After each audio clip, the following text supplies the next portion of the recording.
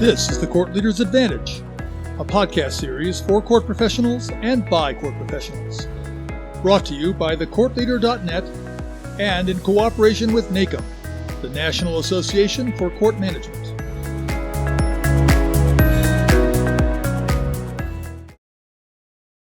As a court professional, you know that your court continually faces ever-increasing workloads. Staff and resources are stretched to the limit until the court is forced to go to its funding body and ask for more. Often this means requesting a new judgeship. Making a persuasive case for a new judgeship is a complex undertaking. It doesn't just mean a new judge, but a new judicial assistant, a new clerk, often a new court reporter, frequently a new assistant prosecutor and public defender, possibly even new court administrative staff, and a new court security officer or sheriff's deputy. Some states use a new judge-to-staff ratio formula, which means each new judicial position automatically comes with a designated number of new staff. Suburban and rural courts may very well find themselves at a disadvantage. It's more difficult to show that investing in a new judgeship will produce dramatic cost efficiencies if you're not a large metropolitan court. Additionally, many court budget staffing discussions are not held at a statewide level. They're local discussions where a court might find itself competing with the police, sanitation, or parks and recreation for scarce resources. What do these courts use to convince decision makers to allocate new funding? I'm Pete Kiefer, and welcome to the Court Leader's Advantage podcast series. This month, we're going to explore the struggle that suburban and rural courts endure in competition for new financing. Here to discuss this issue are Angie Van Scoik, Town Clerk and Court Administrator for the Municipal Court in the town of Silverthorne, Colorado. Stacy Fields, Court Administrator for the Municipal Court in Crestwood, Missouri. Danielle Trujillo, Court Administrator for the Municipal Court in the city of Littleton, Colorado. And Frank Mayoko, Court Administrator for the Superior Court in Kitsap County, Washington. Thank you all for joining today's podcast. Does your state have a judge-to-staff ratio formula when courts ask for new judicial positions? And how do courts, particularly your court, lobby for new staff positions when requesting a new judgeship? Frank Mayoko?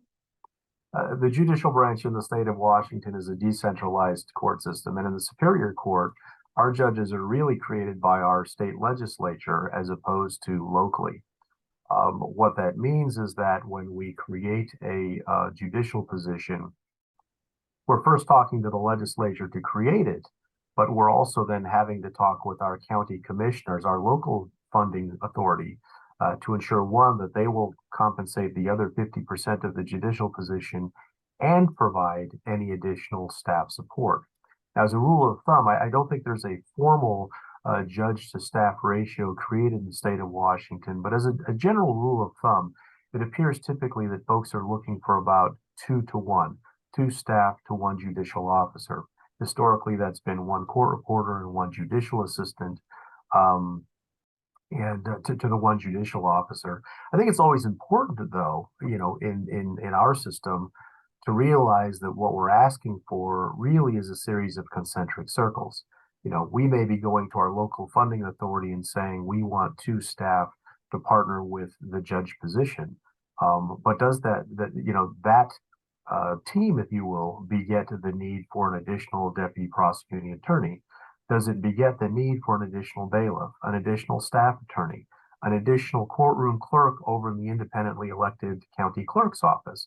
And so we have to be very, very careful when we create new judge positions that, sure, staff to judge ratio is critical for us because we want to make sure that the new judicial officer is successful with the support that he or she needs. But we also have to understand that our funding authority is going to have to look at a bigger budget picture than just us.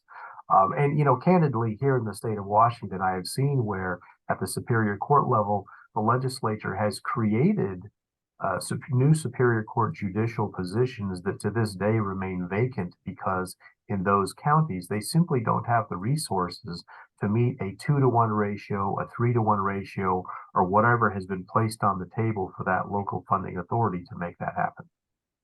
Danielle Trujillo? Yeah, I've learned a lot working in multiple cities and having worked in different departments. And so one really great thing that I learned was in policing, in law enforcement, and that they do something called a staffing study. And so they take into account what the workload is, how much time that workload should take on a national average, how they want to deploy resources in their community, and then really making sure that they're meeting their employees to allow them to take all their time off, sick time, vacation time, and really use all the benefits that their city provides them. So when I did a staffing study for the police department, I quickly learned I could do the same thing at the courthouse. We could do a workload assessment. We found resources through the National Center for State Court that had done a similar staffing study and a workload assessment with Colorado courts and other trial courts across the country. And we used a lot of those same measures that they had put into place, that this is how much time this kind of workload should take. And then we actually put it into place for kind of what our dockets look like. So we do hear criminal hearings, we hear traffic hearings, and we have parking citations. And so we created an amount of time for each of those buckets. Then we took another study that the National Center of State Courts did with hybrid hearings and said that those took 30% more time on average, right? So we put that all together, created a nice little how-to document, and we shared that across the state with other courts and said, hey, this was a resource we used. And it actually helped us prove that we were not properly staffed at the beginning, and now that we are properly staffed. And the amount of the workload, how it feels different for our staff, is tremendous.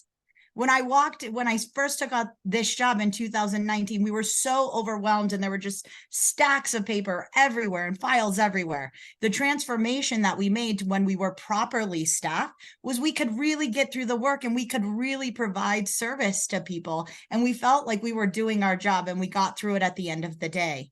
So just the weight in filling the difference was huge. And any court that I talked to about it and that they've used it and gotten more resources, they felt the same way. And I think when you have some really good, fundamentally sound research behind what you're doing and what other departments have done along the way, it makes it really easy to make a case for yourself when you're talking budget time in municipalities. Stacy Fields? I think that was significant when you talked about the workload, because that has been a significant challenge for us in our courts, because we are switching over to a statewide court system.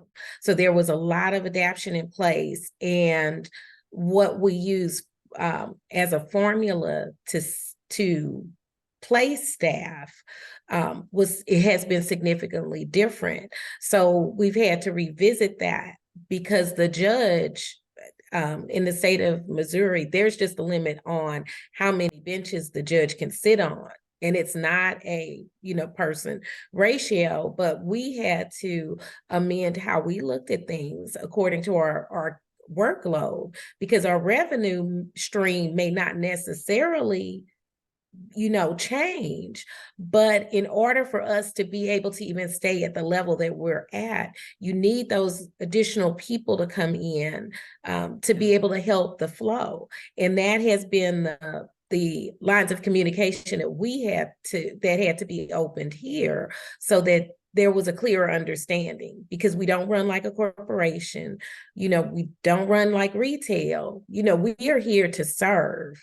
And that does have a sincere implication on how what we ask for, because we do it on a different basis, but it really has been more geared now toward workload and how can we smooth out the process so that everything's running real well. Angie Van Scoik? Yeah, so we've never really had anything that we've used to kind of what we need for court. My last job, it's like we had one judge, one prosecutor, and one me. And it was a job that had previously had 2.5 full-time positions, went down to just one, but my caseload every year was getting higher and higher and higher. And I was like, there's something wrong here. And, trying to lobby for additional staff. And they're like, oh, well, we don't have the budget for it. And I was like, look at what I'm doing here. It's like talking to other courts that had the same number of cases. They had like 6 employees and I was doing it as one. With my current position here, it's like we do have 2 other staff besides myself that help with the court aspect of things. We only have court once a month, which makes it a little bit simpler, but at the same time, we could really use like one person that's solely court. Because with other staff being kind of pulled in different directions, at times that takes precedence over court operations. And so I'm trying to do all the court stuff, but I have other things that I have to do as town clerk. So you have like this weird balance of things where it's like we don't have one dedicated person that is solely focused on court, which can end up being slightly problematic when you have people that are making payments that aren't applied to their cases and you're having court and you think they didn't show up. And then, so there's a lot of extra work that staff is having to do to make sure like warrants aren't issued for somebody that has actually taken care of their case, but the judge has ordered for a warrant because when he had the case, it didn't look like they had taken care of that. Angie, we often hear about the dynamic tension between municipalities and municipal courts regarding revenue.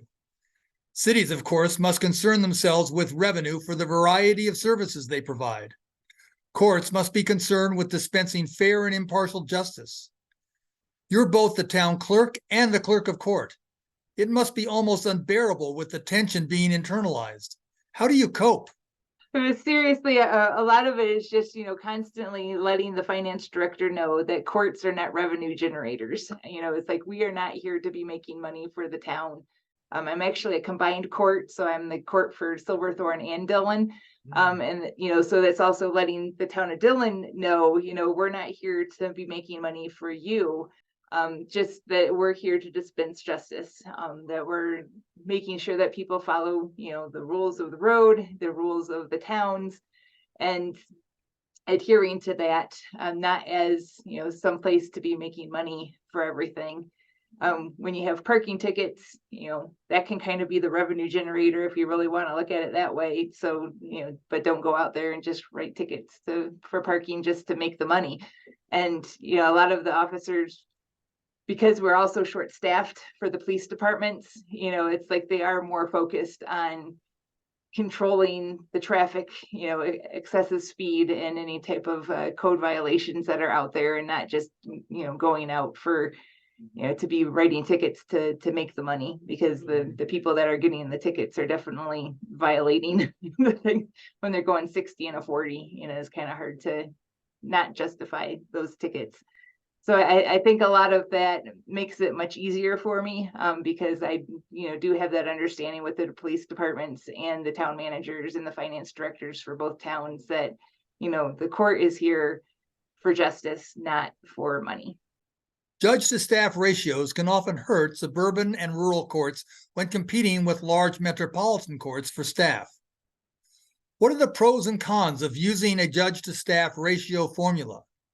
And are there other, possibly even better methods of allocating staff along with a new judicial position? Angie Van Scoik? Well, like I mentioned before, a lot of the court staff that I currently have other jobs. So the one court clerk that I have is also our business licensing and utilities billing person. Another court staff is, also helping with business licensing and doing like cash receipting and stuff. So I have, you have multiple jobs for them to do besides the court side of things. So that they are more of a, I guess, like a benefit to the town as a whole than being solely focused on just doing the judiciary side of everything. So you can kind of say, okay, I need this extra person, but here's something else that they can work on that's a benefit to the town as well. Frank? Sure. Well, I think that, a strict judge to staff ratio is a very difficult way to go. It's a little too austere. And one of the fascinating things is that it's actually, I mentioned earlier that there are judicial positions created, but have not been filled because they have not been able to get the local funders to create positions to support those judicial positions. That actually occurs more in the much larger metropolitan areas than it is happening in the smaller areas. You wouldn't necessarily think that to be the case, but in fact, that's the way it goes. I think a strict judge to staff ratio in more rural courts or smaller courts and smaller jurisdictions probably is going to stymie the opportunity for growth in judicial positions alone. And I think that's certainly something I learned in Arizona years ago, where in smaller justice courts out there, if you needed staff and ongoing costs in a small jurisdiction, if that was the linchpin, if you will, in creating the judicial position, forget about it. It's just not going to happen. Don't bother asking. I think you just have to be really creative. Here, when I look at the state of Washington, we have one judge courts and we have Seattle, right? And so that's one judge, one staff courts, all the way up to 60 to 80 judicial officers in one location. I think you have to be really, really collaborative with your local funding partners to figure out what it is that's going to get them to that point of saying yes to the judicial position and yes to the staff. So for instance, when I look to my own court, we're a court with, so many personnel who support the judicial officer. It doesn't make sense to ask for one new staff attorney to support one judge. But when we can show that historically we have had 2 staff attorneys who support 10 judicial officers, maybe adding that 11th judicial officer means we need 3 staff attorneys. And there will be a sharing of the workload, and that we're going to become more efficient in how we're using, our specialized human capital to get things done.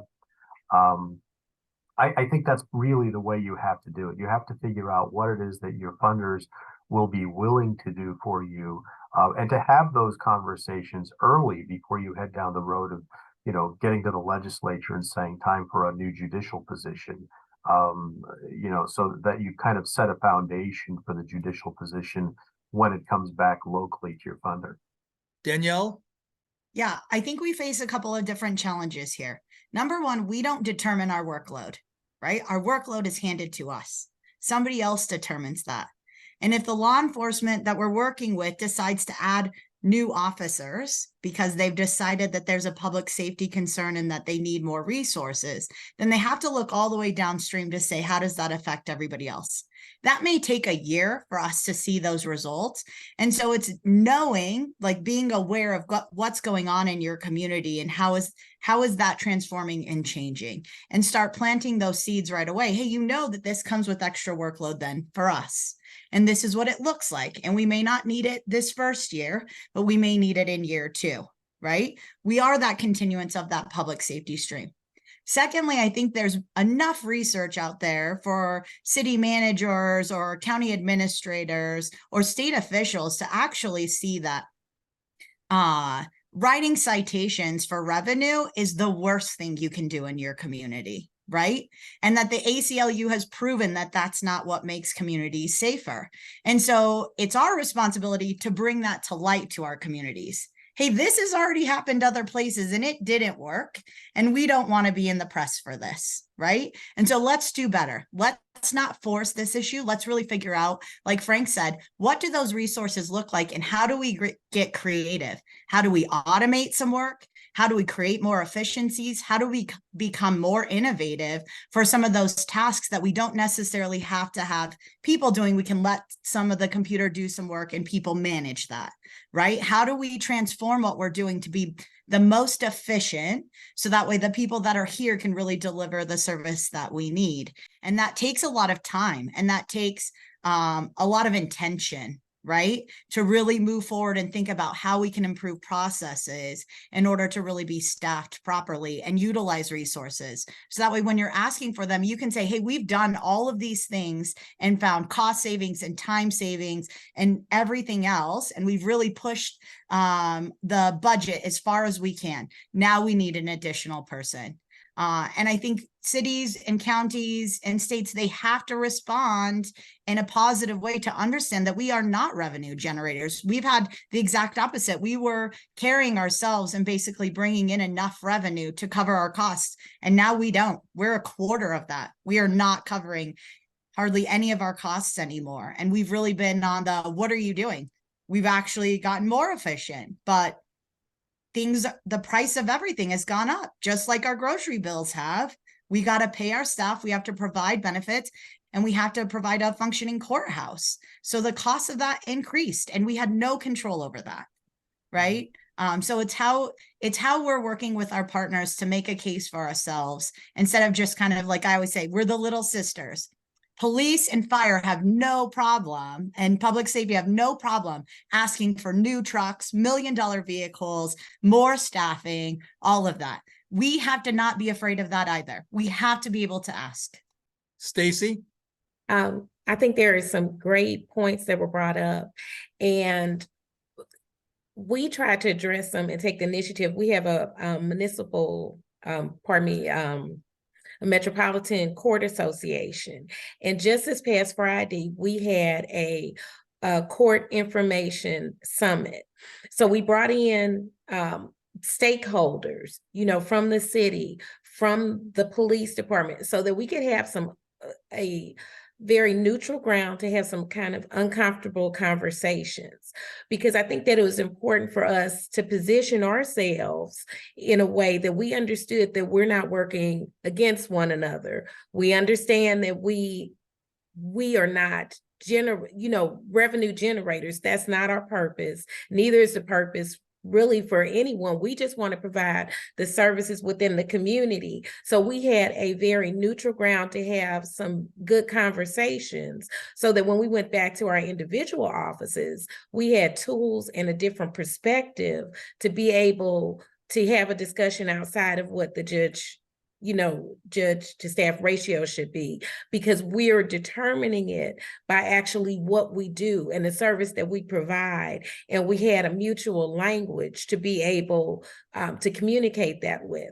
When I had to go to our city administrator, at first it was very frustrating, because I could tell him the processes of what I did, but he was very analytical, and he needed to be able to quantify it. We were able to have a conversation based on how to quantify it. I got good resources from NACM. I got good resources from the National State Court to be able to translate what we do practically in a language that they understood for the bottom line, to let them know that you may not understand it, but in Missouri, the municipal courts handle 50% well over 50% of the cases that anyone has in the state of Missouri. So we're your face. We're the first interaction most people have, even with their local government. So if we don't have the resources, and you have staff that's frustrated, you have situations that come up, and you're making huge demands, you have to understand it's going to affect you. Going to affect what you do in the way that you do it. So let's come together, let's get the resources, support the best way you can, so that we can facilitate and present the best face and really show people what, who we are and what we stand for in the judiciary, and that we're here to facilitate and to help and to make the process easier and not to be a burden to them. What is the best advice you ever received about budgeting in your court? Frank? So a couple of things. First, always prioritize needs over wants. When you're having to approach your funders, you should, it's a measure of your credibility that you understand their difficult economic situation. And so telling folks, this is really what we need. And having that as your reputation, I think, is very, very important. I think the other part of it, though, is use the budget negotiations as an opportunity to cultivate mutual respect, collaboration, and credibility. And that means being accountable for the money that the funders have given you before, and demonstrate how you've used that responsibly and prudently. And be transparent in the arguments that you're making, so that they understand that, what you're asking for really is a need rather than a want. Again, I think credibility is everything when you sit down with your local funders. And that doesn't come overnight. You really have to cultivate that over time. And so I think that, we have done that. I think folks, our reputation here in my community is that, well, the courts don't really ask for much, but when they ask for it, they really need it. And so there's a greater effort to go ahead and provide for that. And finally, and I'm going to dovetail here real quickly on something Danielle said, never be afraid to ask for what you need. We here in Kitsap County over the last several years have been told status quo budget, status quo budget. All we anticipate from you is requesting a status quo budget. Well, status quo doesn't always cover what you need. And so again, if you've cultivated that credibility, nobody should be surprised when you come back to the funders and say, I know you just asked us to go ahead and ask only for what we received last year, but we cannot do that. To ensure that the community gets what it needs, to ensure that the law and justice system has what it needs, we need this now. Because at the end of the day, you can't win if you don't play. And so you should never feel embarrassed about asking for what you need, even during difficult times. Danielle? Yeah. I think storytelling. The courts, not very many people understand what the courts do. And so the more you can storytell throughout the year, not just at budget time, but share what people's experiences are in the court, the good work that you're doing, any innovations that you've done, any process improvements that you've done, any successes of your staff, personally and professionally, right? Continuing education, how you're championing things within your organization, any of those stories that you can tell along the way make you a member of the greater team. And so we want to take care of each other and we want to take care of the greater team. And so when they recognize that you're part of that greater team too, then they're more willing to reach out that hand when you need it. And so if you can storytell the entire time, and when you come to budget with just what those needs are, we all have wants, we have aspiring goals, right? Sharing what that vision looks like. Maybe we can't get there this year, but in 3 years, we really want to get to a place where we have this technology. Let's set up a plan to do that. And really asking for help from those finance departments or those chief financial officers. How do we get there in 3 years then? How do we get grant money? How do we get additional funding? And asking for their support. They want to help you get there too, right? So really thinking about, if I can't do it right now, but this is something we want and we truly need, let's plan for it then. And most cities are willing to do that if they can start planning for it. I read an interesting article that said we have to invest in our technology, even if it means we start taking on debt.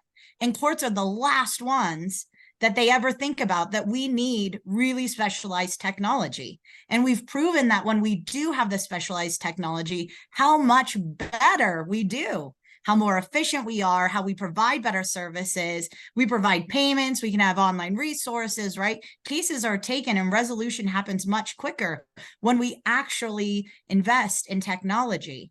And so we can't stay behind. We have to keep up with the times, and asking for that is okay. Setting a plan in place to get there over multiple years is okay. It doesn't have to happen tomorrow, but give yourself the opportunity to really get there. Stacy? I think the best advice is to remember who you are. And when I say that, what part of the branch, the value that you bring.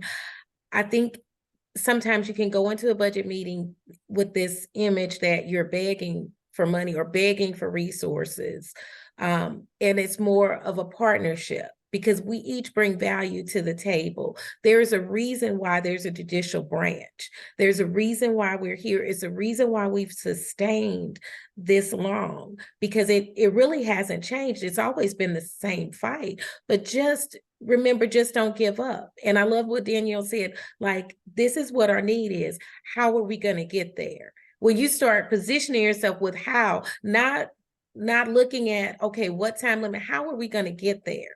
Because we know that we truly need this. So let's think collaboratively. How are we going to get there? And then if you feel that that's not a necessary need, then what's an idea to be able to facilitate that gap that may be there if we don't have what we need? What's that gap? What's our long-term goal? And I think when we position ourselves that way and go into it realizing we bring value, we're an important part of how our society runs. We're very significant. So we have to remember that and then come not with an arrogancy or demand, but with the humility of saying, let's all work together. And what's our how? How are we going to get there? Because this is what we need. Things are changing rapidly. How are we going to get to the place where we're, positioned so that we can continue to sustain, and provide the services at the level that our citizens deserve? Angie? Oh, one of the things that, with what Danielle said about looking to the future, I think that's very important. And it's also important to look to the past. If you can get, case studies of where, they went with the lowest cost option, but it ended up costing a lot more in the long run. It's like, pull those out and say, it's not necessarily great to go with the cheapest version of what you can get. Sometimes you might have to go for what looks like a very expensive option. So making sure that you're very aware of what your needs are and asking to exactly meet those. With the remote hearing options that we've looked at, some of them are kind of expensive for what our court has, but I'm trying to kind of let them know, if you want to have external support, which you probably want to have because we don't have, the necessary internal staff to do that, it's probably worth the money to go with that extra,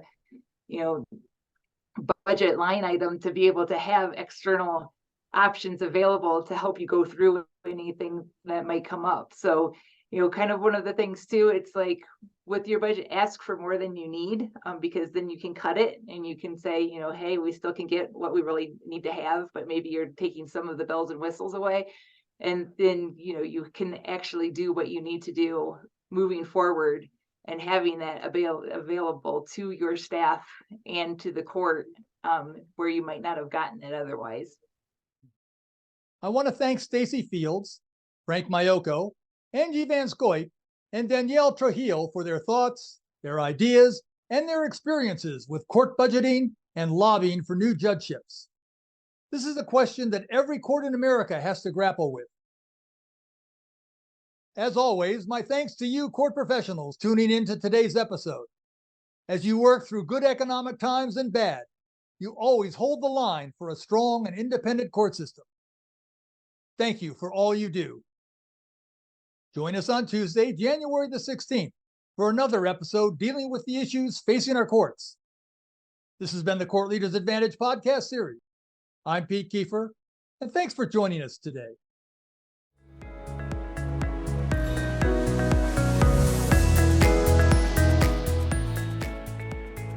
Thanks for joining us today. The Court Leaders Advantage is a regular podcast on courts and court administration.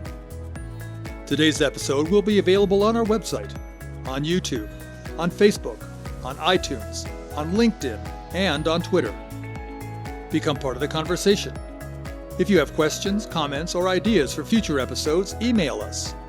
Our address is CLApodcast, that's all one word, @nacomnet.org. Did you hear an interesting comment by one of the panelists that you would like to listen to again, but you don't want to search through the entire episode to find it? The additional resources section of the webpage contains a question time marker sheet. Just find the discussion question on the sheet, and next to it is the time that question was asked. You can then quickly fast forward to that time in the episode and listen to the panelists' comments. Remember, if you don't have time to watch an episode, you can always listen to the audio version. Listen in your car or on the bus on your way to or from work. You never have to miss an episode.